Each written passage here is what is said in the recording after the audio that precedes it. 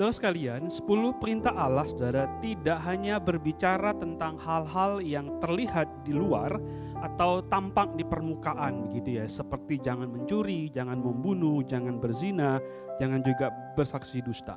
Tetapi juga tentang sesuatu yang ada di dalam hati manusia, tentang sesuatu yang tersembunyi jauh di dalam lubuk hati manusia yang paling dalam, yaitu tentang keinginan, dan secara spesifik tentang keinginan terhadap milik atau kepemilikan dari orang lain. Saudara sekalian, Yakobus mengingatkan kita untuk berhati-hati dengan keinginan di dalam hati kita. Saudara, kenapa? Karena tiap-tiap orang dicobai oleh keinginannya sendiri, begitu. Bahkan keinginan itu seperti mencobai, bukannya mencobai, tetapi bahkan seperti menyeret atau memikat hati manusia sedemikian rupa sehingga manusia kemudian jatuh ke dalam berbagai pencobaan dan berbagai ekspresi daripada dosa. Nah, saudara, kenapa atau mengapa manusia itu sangat mudah jatuh ke dalam berbagai dosa yang mengingini milik daripada orang lain atau kepemilikan daripada orang lain? Saudara, jawabannya adalah karena ada hati yang tidak puas di dalam diri manusia. Saudara, kejatuhan banyak orang ke dalam dosa mengingini milik orang lain dimulai ketika kita membandingkan situasi hidup kita dengan hidup orang lain yang mungkin lebih atau terlihat lebih daripada kita.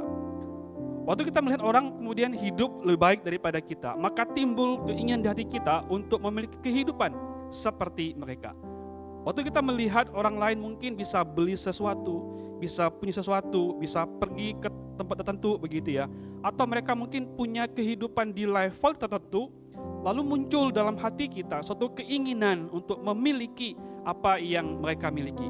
Kita mulai membandingkan hidup kita dengan hidup mereka begitu, membandingkan apa yang kita miliki dengan apa yang orang miliki, lalu kita kemudian merasa kita tidak puas dengan apa yang Tuhan sudah berikan kepada kita. Kita kepengen lebih dan lebih lagi.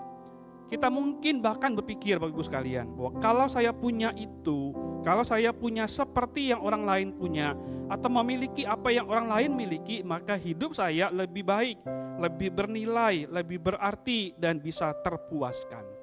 Maka keinginan kita itu harus terus-menerus kita penuhkan, kita cari untuk mencari kepuasan bagi hidup kita. Padahal kita lupa bahwa semua itu tidak akan pernah membawa kita kepada kepuasan sejati dalam hidup kita. Saudara Paulus pernah mengatakan hal yang atau mengingatkan kita terkait hal ini dalam Filipi 4 ayat 11 dan 14 ketika dia mengatakan bahwa sebab aku telah belajar mencukupkan diri dalam segala keadaan. Aku tahu apa itu kekurangan dan aku tahu apa itu kelimpahan. Segala hal dapat kutanggung di dalam Dia yang memberi kekuatan kepadaku. Di sini Paulus mengingatkan kita tentang belajar untuk mencukupkan diri dalam segala keadaan, mencukupkan diri dengan apa yang Tuhan sudah berikan kepada kita. Tidak perlu membandingkan hidup kita dengan orang lain, tidak perlu untuk menginginkan apa yang orang lain ingin, yang orang lain miliki, dan kita pengen punya seperti yang orang lain punya. So, bahkan Paulus juga menolong kita untuk mengingat bahwa segala hal dalam hidup kita dapat kita tanggung itu karena ada Kristus, karena ada Dia dalam hidup kita, bukan karena segala kepemilikan yang kita punya atau yang kita pengen punya. Semua yang kita punya atau yang kita pengen punya tidak akan pernah memuaskan kita. Hanya Kristuslah yang dapat memuaskan hidup kita, tidak ada yang lain. Biarlah setiap kita boleh mengalami atau merasa cukup dan puas hanya di dalam Kristus.